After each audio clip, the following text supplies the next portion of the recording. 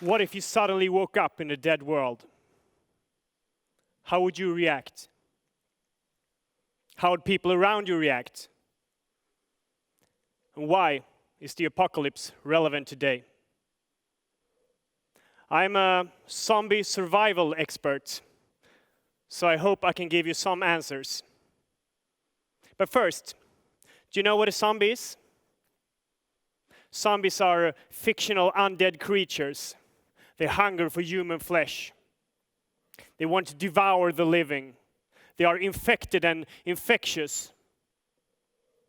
Zombies can be rotten with worms coming out of their eyes, or they can look like a goth version of you or me. Zombies are often used as a metaphor for the apocalypse. During the last 10 years, the zombie genre has exploded. More than 200 movies have been released. And in 2008, Time magazine proclaimed zombies the official monster of the recession.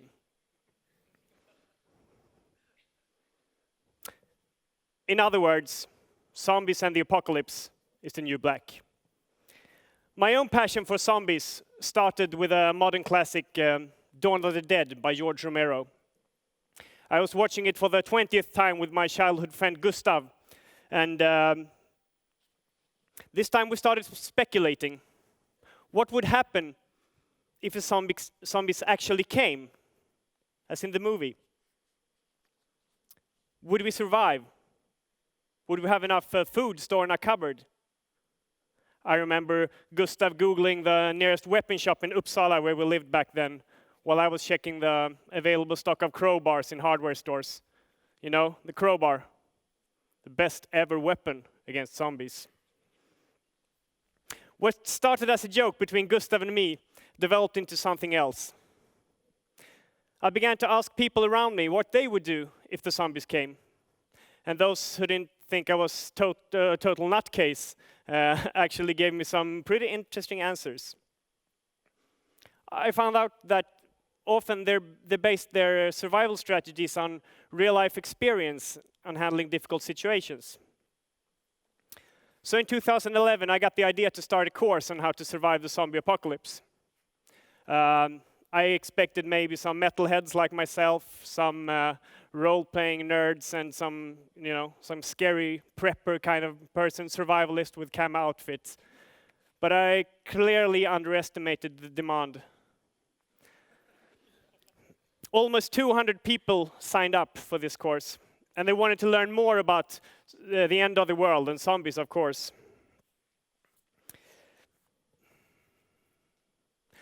I had to learn a lot, because before then I didn't really know much about zombies, but I felt the pressure. Oh, if 200 persons signed up, I need to learn more.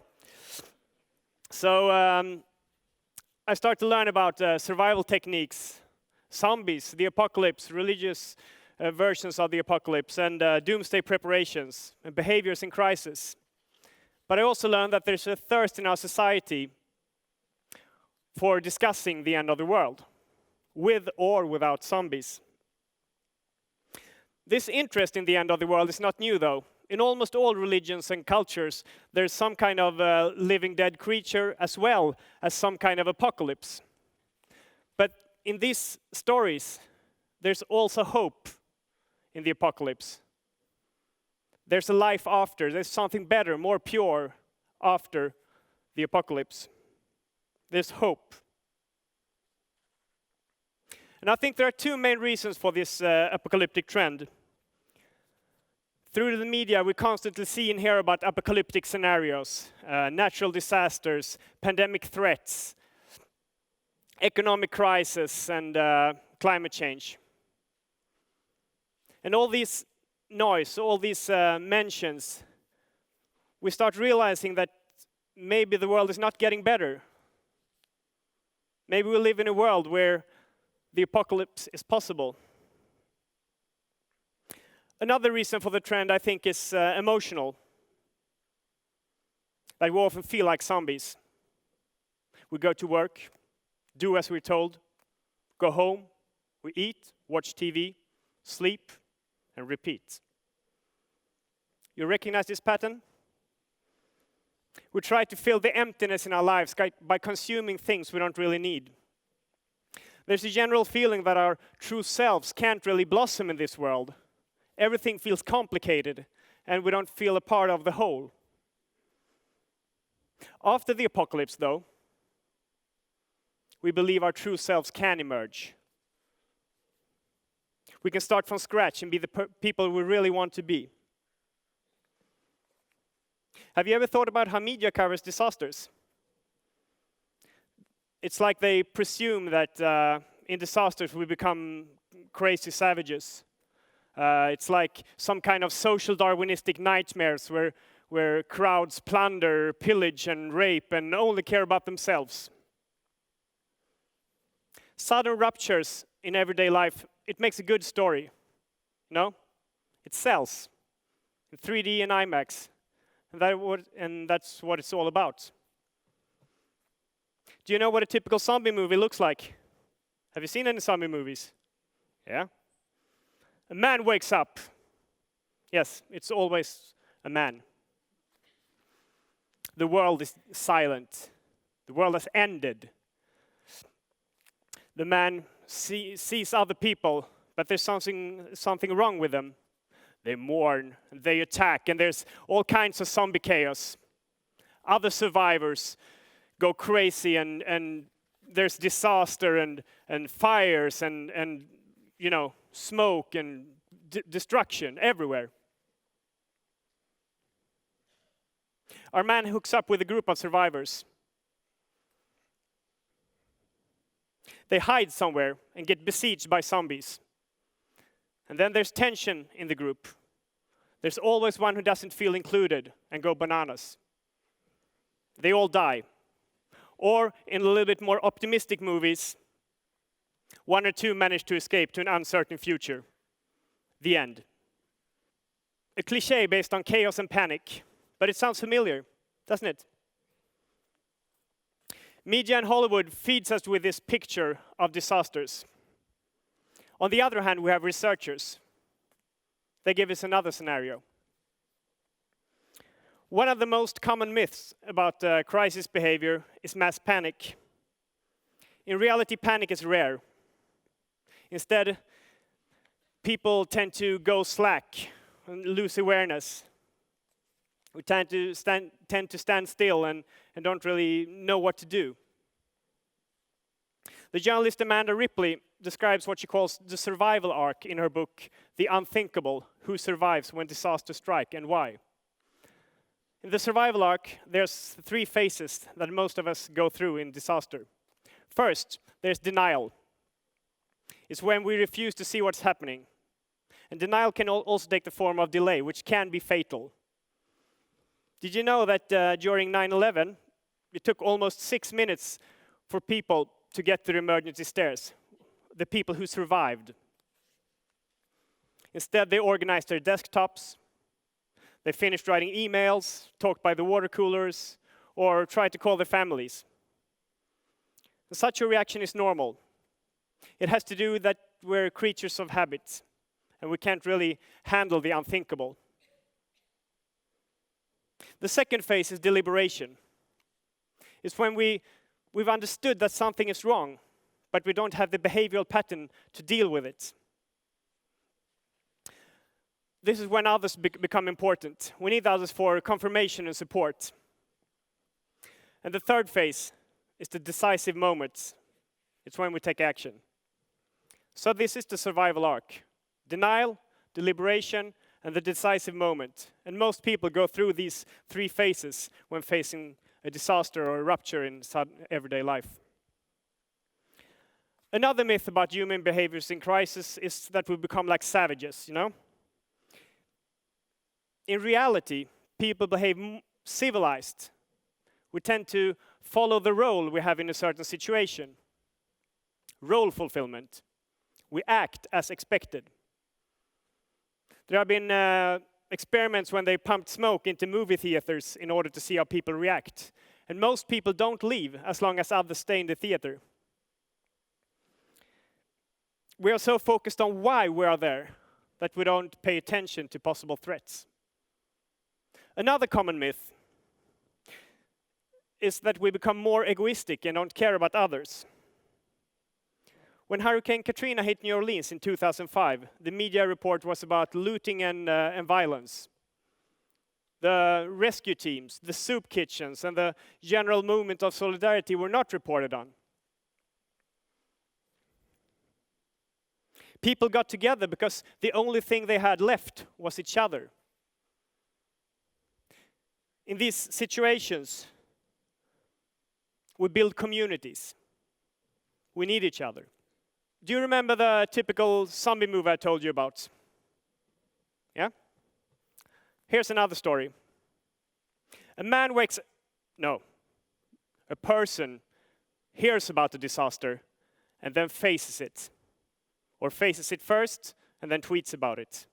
Maybe even post a zombie selfie, a selfie. But no one wakes up afterwards. That simply doesn't happen. But following Twitter and social media is important for knowing when the zombies come. Of course, there's chaos and looted stores. But the streets are full with people rescuing each other from burning buildings or hordes of zombies. Criminal behavior actually tends to decrease during disasters. And mass panic is, as I mentioned earlier, extremely rare. The person goes around, asks for advice, and then hooks up with others. We need each other, as I mentioned earlier, in case of disaster. The group could either hide somewhere or evacuate, often to a place which is familiar, because we seek the familiar when facing something unknown. And people care about each other, try to include, cooperate. New social bonds are being made. Maybe not only with humans. You know, there are zombie love stories. The end. Well, this story isn't half as exciting as the Hollywood one, apart from the love story. But it would be more realistic and based on what we know about human behaviors in crisis. So what happens when we believe the scenarios of Hollywood and the media? The Hollywood picture fits our society well. We live in a world where individual careers and fame is encouraged. It's always a journey for a few, while others have to be left behind. The picture would be that human nature is egoistic, that disaster brings out our untamed nature, that we need to be controlled in order to be civilized. Of course, there's all kinds of violence during disasters, but we can't let that define human behavior in crisis. Rebecca Solnit wrote the book called A Paradise Built in Hell, The Extraordinary Communities That Arise in Disaster. The title itself describes the point she wants to make. The book describes how people are social doers. There are many cases of social change coming out of disaster. One example is from Argentina. In 2001, people took the streets to protest against the economic decrease from the World Bank and the IMF. People got together and organized the things they needed. New social movement grew stronger. During 2 weeks, in late December and early January, Argentina had 5 different presidents, one after the other, dethroned by public discontent. But the events following the crisis also had another output. In the 70s and 80s, Argentina had a brutal military dictatorship. Over 30,000 people disappeared, and there was a general feeling of fear, distrust, and isolation. After the social uprising in 2001, this feeling began to disappear. I visited Argentina a few years later and made interviews for a thesis about the economic crisis and the new social movements. And people told me a remarkable thing. They said they could literally feel the air being cleaner, that the feeling of isolation had vanished. When people do things together, trust becomes important, and it empowers. Looking at these scenarios, it shows another picture about the apocalypse and what the apocalypse is all about. I believe it's about hope. And maybe it's always been about hope. The scenarios I described show that it's not impossible. And it raises some interesting questions. What if the religious stories of the apocalypse is based on real-life experience? Could the notion of hope be based on empirical data? What if paradise actually is built in hell?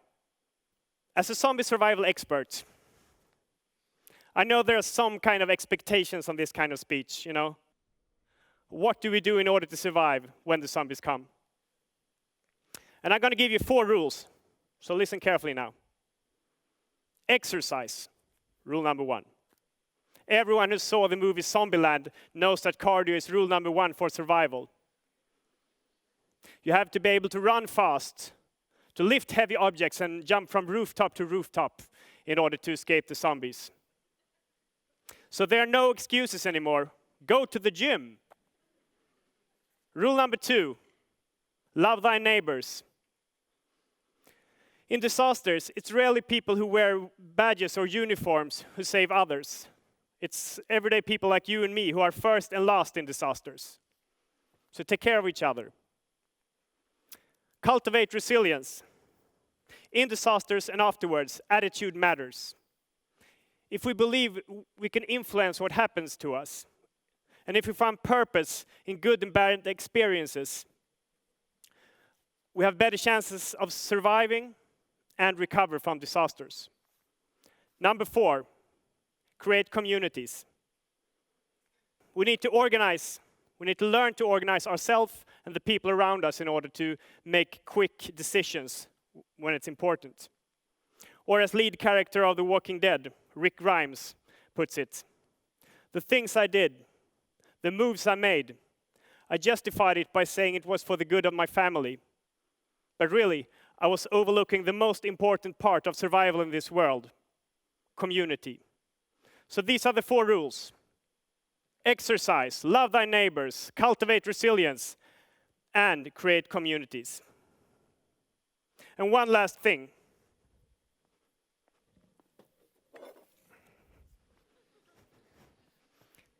Get a crowbar for zombie protection.